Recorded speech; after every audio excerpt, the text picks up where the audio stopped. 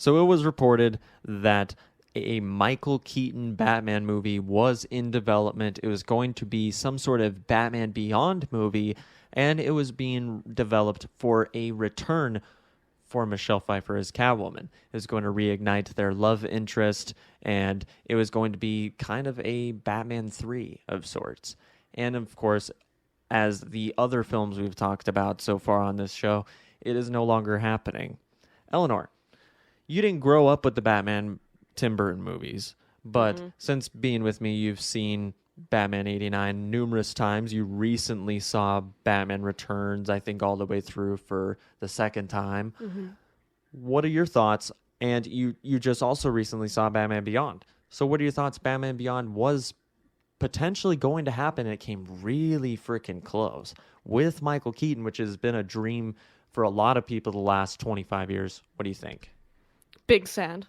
Big sad, because I really loved Batman Beyond. I mean, we watched it throughout the pregnancy, so, there was a lot of sentimental attachment there, too. And just because it's an awesome show. The soundtrack is lit in that show. I'm just going to say that. Yeah. The grunge feel is so good. And then I love Terry McGinnis as a character. And it would have been amazing to see a rendition of grumpy-ass old Bruce with Michael Keaton. I would have died for that. That would be amazing. And Michelle Pfeiffer is so iconic too. Her Catwoman is my favorite Catwoman. So I'm really sad that this would have happened and that it didn't. Once again, dreams crushed. I am really sad about this. I love Batman Beyond. Now, there was reports that it was also going to potentially be set in the present day. Now, how would you have felt about that? I think it still would have worked because not all of the technology, but some of the technology that is in Batman Beyond, that, the show came out in the 90s for anyone who didn't know. Some of that technology is around today, smartphone type things are around. And Teslas, I think, are pretty close to some of those cars. They just don't fly. So, I mean, I think they could make it around present time, but I don't think it would have worked as well, and it wouldn't have felt as iconic. And there would be some limitations with the technology you could give Batman Beyond in present day.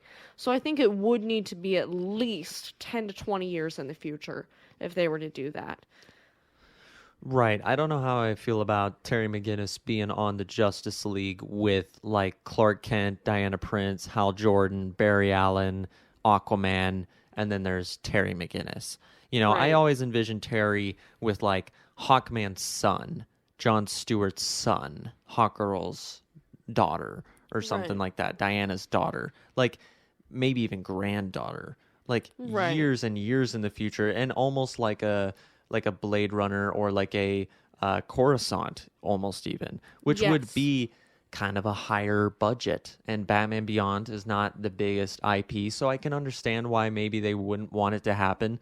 But you got Michael freaking Keaton as Batman in there. And can you imagine not only the legend of, or not legend, but the legacy of Batman Beyond as a character being able to live on, not just from animated series and Kevin Conroy attachment. Rest in peace. But also get to carry on Michael Keaton's Batman legacy, because he's not going to be around forever either. And to have a symbol like Batman Beyond, not necessarily as the Batman in the Justice League, but in his own universe, or maybe just set in the same universe but in the future, carry on the symbol of that Batman. I think it would have been great. And like I said before, maybe they could still do it, but what do you guys think? Do you think it would have been awesome to see Michelle Pfeiffer return as Catwoman? Do you think she would have been too old? Do you think it would have been great to have this kind of Batman Beyond centric movie? Or are you okay with maybe not seeing it for another few years, or maybe not ever? Whatever you think, we'd love to get your insight and love to hear your thoughts down below.